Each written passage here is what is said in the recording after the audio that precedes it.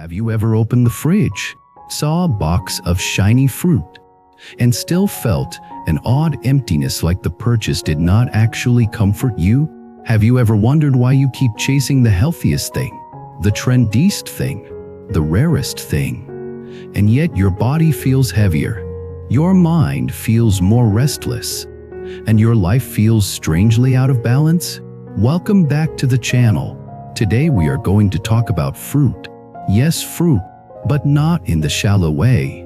We are going to talk about fruit as a mirror of the modern mind, because sometimes what you put in your mouth is not just food. Sometimes it is your fear. Sometimes it is your craving. Sometimes it is your need to control life. And sometimes it is the quiet belief that if you buy the right thing, you can finally feel safe.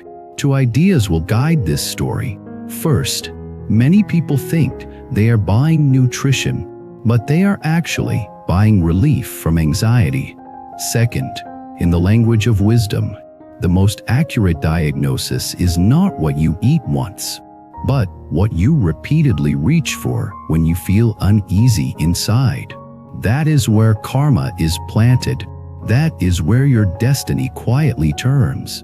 Now let me say something important.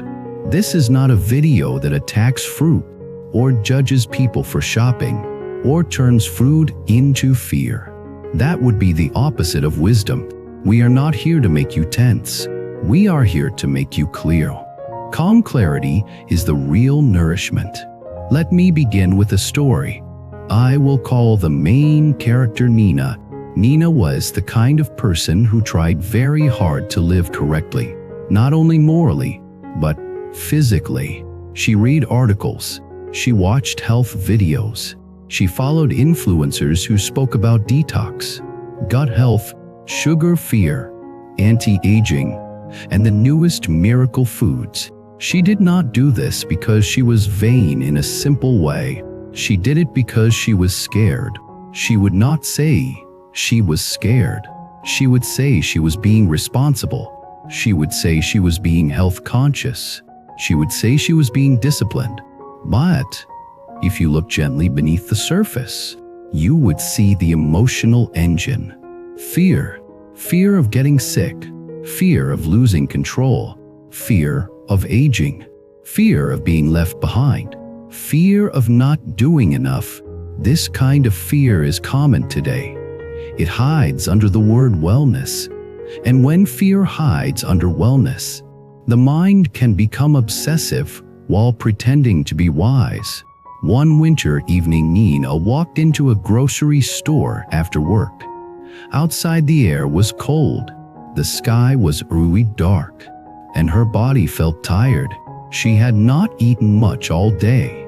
She was hungry, but more than hunger, she felt a quiet sadness.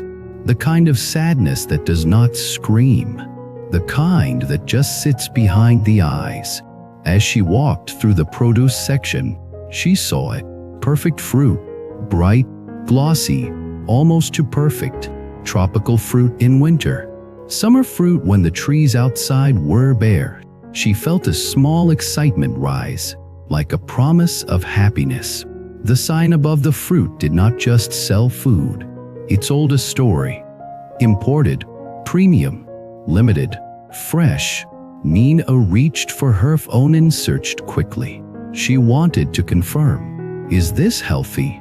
Is this good for skin? Is this good for immunity? Is this good for weight loss? She found the answer she wanted, because the internet can always give you the answer you want if you search with a craving. She felt relieved and put it in her basket. Then she added more. She added the fruit that everyone was posting. The fruit that looked expensive. The fruit that made you feel like a person who is doing life right. She paid and went home. At home, she washed the fruit carefully. She cut it. She arranged it. She took a photo. She ate it. It tasted sweet. But strangely, the sweetness did not settle her. She finished and still felt restless. So she ate another piece. Then another. Then she looked for something else. Maybe tea. maybe snacks, maybe scrolling. The mind kept moving like it could not land.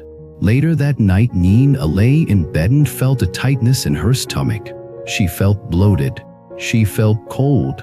Her sleep was shallow. In the morning, she woke up foggy and anxious. She told herself it must be stress. She told herself it must be hormones. She told herself it must be the weather. But a small voice inside her whispered something that sounded almost rude.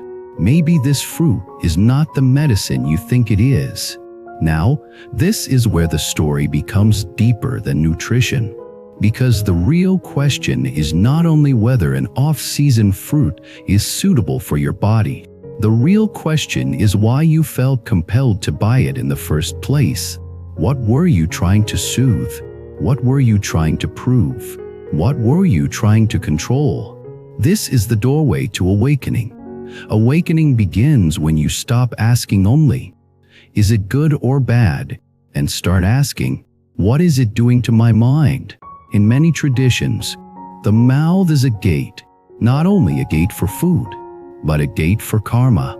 What you put in affects your body, but it also trains your craving. And craving is not only about food. Craving is a life pattern. If you train craving in small ways, it shows up in big ways. If you train patience in small ways, it shows up in big ways. If you train contentment in small ways, it shows up in big ways.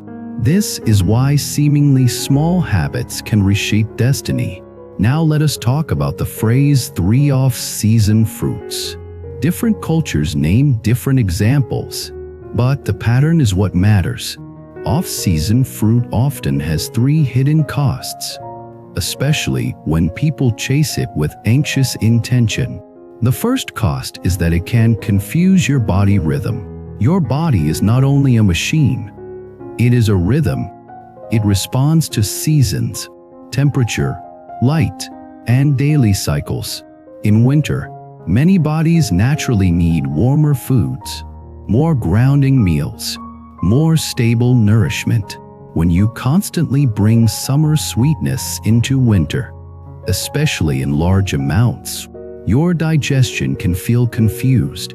Some people experience bloating, coldness, sluggishness, or a strange mix of hunger and fatigue. Again, not for everyone, not as a rule to fear, but as a pattern many people notice when they honestly pay attention. The second cost is that it can feed the wrong kind of craving. Off-season fruit is often marketed like luxury. It is rare, imported, expensive, and framed as special. That framing triggers the part of the mind that wants status and control. Even if you tell yourself you are buying health, your nervous system hears something else. I am doing better than others. I am safer than others. I am higher than others.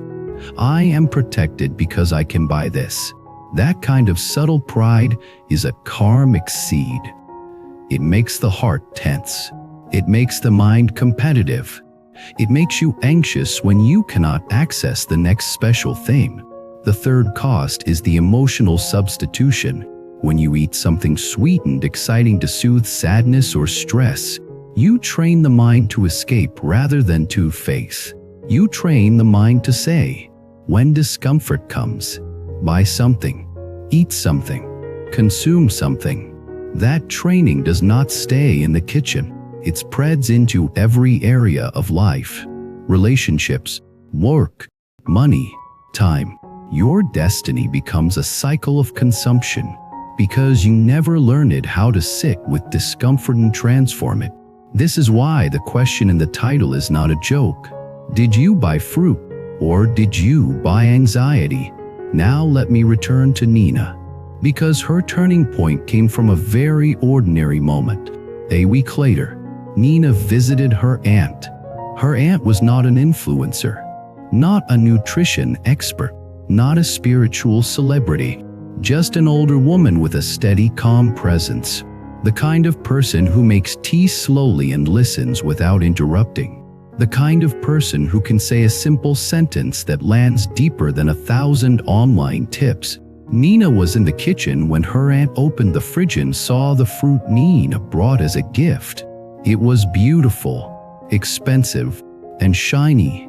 The aunt smiled, thanked her, then asked softly, "Are you eating this because your body wants it, or because your mind is nervous?" Nina laughed awkwardly. She said, "What do you mean? It is healthy." The aunt nodded and said something that changed Nina. "Even medicine can become poison if you take it from fear." That line is pure wisdom.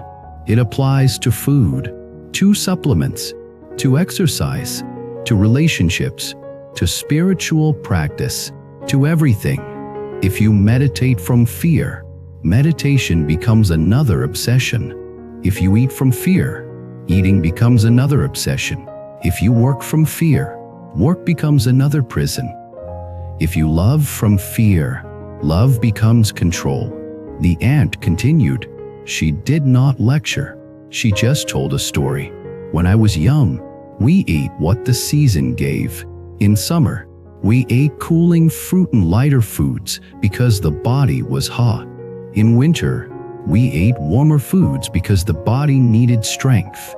We did not need to force fruit into every month. We did not need to prove anything. We ate with gratitude." Then she looked at Nina and said, "You do not seem grateful when you eat. You seem tense."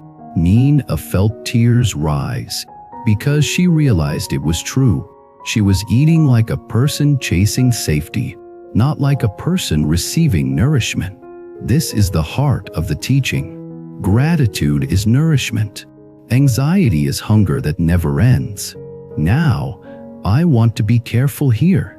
This is not about blaming Nina. Nina is many of us. Modern life creates chronic background anxiety. We are surrounded by messages that say you are not enough, you are not safe, you are not doing it right. Then the market offers products that promise to fix the feeling. Buy this and you will be younger. Buy this and you will be healthier. Buy this and you will be admired. Buy this and you will be safe. But the mind that chases safety through purchases never becomes safe. It becomes dependent. It becomes restless, because the next fear always arrives.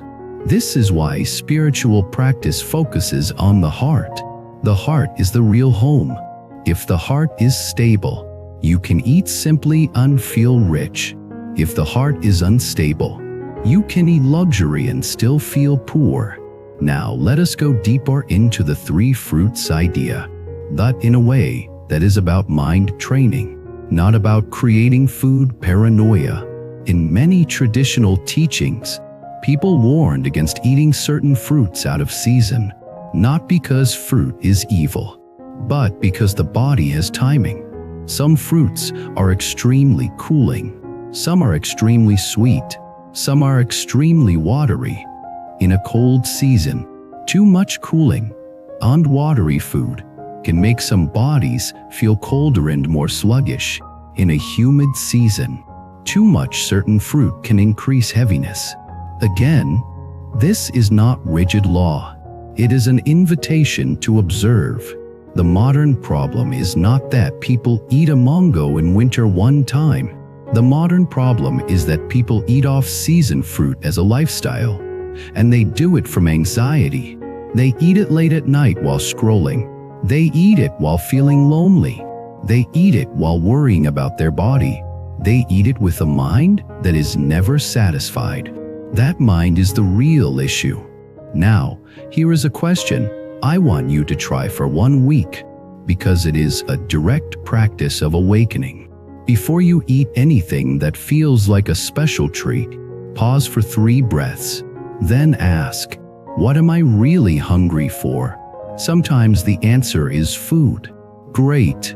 Eat with gratitude. But sometimes the answer is rest. Sometimes the answer is comfort. Sometimes the answer is connection. Sometimes the answer is meaning. Sometimes the answer is peace. If you can meet the real hunger, You stop using food as a substitute. This is compassion toward yourself. It is also wisdom. Now, let me tell you another story inside this story, because I want to show you how the same fruit can create different karma depending on the intention. There were two co-workers, Leo and Sam. Leo ate fruit every day. Expensive fruit, imported fruit, off-season fruit. He posted it. He talked about it. He used it to build an identity. He looked healthy, but he was always stressed. He would criticize others for eating ordinary food. He would lecture people about detox. He had a sharp edge in his voice, like he was always proving something. Sam also ate fruit, sometimes seasonal, sometimes not. But Sam did it quietly. Sam did not use it to compete. Sam would share fruit with others. Sam would ask, "How are you feeling today?" Sam would bring tea. Sam would be steady. Leo felt like control. Sam felt like care. Now watch what happens over time. People avoided Leo emotionally. Even if his advice was correct, his energy felt judgmental. He created distance. Distance created loneliness. Loneliness increased his obsession. His obsession increased his judgment. His world became narrower. People trusted Sam. They felt safe. They opened up. They shared opportunities. They supported Sam during hard times. Sam's world became wider. Same fruit, different karma. This is a powerful lesson. It shows that the spiritual path is not about obsessing over objects. It is about purifying intention. Purified intention makes ordinary life sacred. Confused intention makes even healthy habits become poison. Now, I want to connect this to the theme of destiny getting stuck, because the user's story behind this topic is always the same. A person feels uneasy. They look for something to fix the feeling quickly. They buy or consume. They feel relief for a moment. Then the emptiness returns. Then they chase again. This is a cycle. In Buddhist language, this is samsara, not as a distant concept, but as a daily loop. Samsara is repeating the same craving and expecting a different peace. Awakening begins when you see the loop and refuse to keep feeding it. So what does practice look like in a topic as simple as fruit? It looks like this. You return to season. You return to rhythm. You return to simplicity, not as a rigid rule, but as respect for the body. You return to gratitude. You eat slowly enough to feel the food. You stop eating like you are racing your own anxiety. You return to contentment. You do not chase specialness as a substitute for peace. You return to compassion. You do not shame yourself. You do not turn food into a battlefield.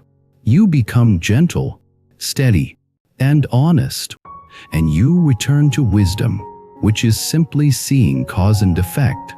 If a certain food repeatedly makes you feel heavy, do not argue with reality. Adjust. If a certain pattern of late nights, eating repeatedly follows sadness, do not pretend it is only hunger. Meet the sadness. If a certain purchase pattern follows insecurity, do not pretend it is only nutrition. Meet the insecurity with compassion. This is inner training. Now let me bring Nina back again, because her transformation was not dramatic, but it was real. After the conversation with her aunt, Nina decided to do a small experiment. For 1 month, she would stop chasing special fruit. She would not ban fruit. She would simply return to what felt natural for the season. She would buy what was grown nearby when possible, what was in rhythm, what was less marketed as luxury. More importantly, she would change the way she ate. No more eating while scrolling. No more eating as a reward for stress. No more eating as proof of worth. She would sit at the table, take a breath, and eat with presence. The first week felt strange. Her mind kept reaching for the old high. She wanted the shiny excitement. She wanted the feeling of doing something special. She wanted to feel safe through purchasing. But as days passed, she noticed something unexpected. Her digestion improved. Her sleep became deeper. Her mind felt less sharp and edgy. Her cravings reduced. Her mood became steadier. And the most surprising part, she started to feel gratitude again. Not forced gratitude, but natural gratitude. She could taste an apple and feel it as enough. Enough is a spiritual word, because enough is the opposite of craving. Craving says, more. Wisdom says, enough. Compassion says, enough, and let me share. As Nina became calmer, her relationships also softened. She stopped judging herself and others so harshly. Her speech became kinder. She became less reactive at work. She apologized more easily. She felt less pressure to perform a perfect life. Did her destiny change? Yes, but not in the fantasy way. Her destiny changed in the only way that really matters. She suffered less. A life with less suffering is a life with more freedom. And freedom is the true wealth. Now, let us talk directly to you. If you have ever stood in front of a shelf of expensive food, health products, and trendy items, and felt your heart beat faster, ask yourself honestly, is this nourishment, or is this a coping mechanism? Coping mechanisms are not evil. They are attempts to survive. But if you rely on them too much, they become chains. The spiritual path is not about never coping. It is about learning better coping. Better coping means breath. Better coping means movement. Better coping means honest conversation. Better coping means rest. Better coping means meditation. Better coping means service. Better coping means simplicity, because simplicity reduces fear. When life is simpler, the mind has fewer places to hide. It becomes more present. Presence is peace. Now, I want to close with a reflection that connects fruit, anxiety, karma, and destiny in one clear image. Imagine your mind is a garden. Every time you buy something from fear, you water the fear plant. Every time you eat from craving, you water the craving plant. Every time you judge others, you water the pride plant. Every time you eat with gratitude, you water the contentment plant. Every time you choose simplicity, you water the clarity plant. Every time you share, you water the compassion plant. Over time, the garden becomes what you water. Destiny is the garden you live inside. So the question is not only what fruit you buy. The question is what mind you are feeding. If you feed anxiety, anxiety grows. If you feed gratitude, gratitude grows. If you feed craving, craving grows. If you feed wisdom, wisdom grows. Now I want to hear from you. Have you ever bought a healthy food and realized later it was really a purchase of anxiety? Have you ever tried eating in rhythm with the season and noticed your mind become calmer? Share your story in the comments.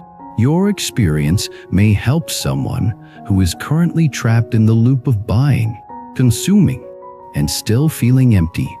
If this video gave you something real, please subscribe to the channel and like the video. It helps more people find these long-form teachings about awakening, wisdom, karma, compassion, practice, and destiny.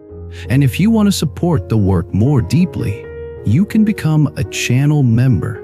Your support keeps these long videos alive. Thank you for staying with me. Eat with presence, buy with clarity, and let your daily choices become a path of awakening. There are moments when you see something and your heart simply whispers, "This one is meant for me." bracelet carries more than beads. It carries intention, protection, and quiet strength. Something to guide your thoughts and keep your spirit steady. If you felt that gentle pull toward any of the bracelets shown, the purchase link is waiting in the description, and the full collection is displayed on our channel store. Follow your intuition. It rarely leads you wrong.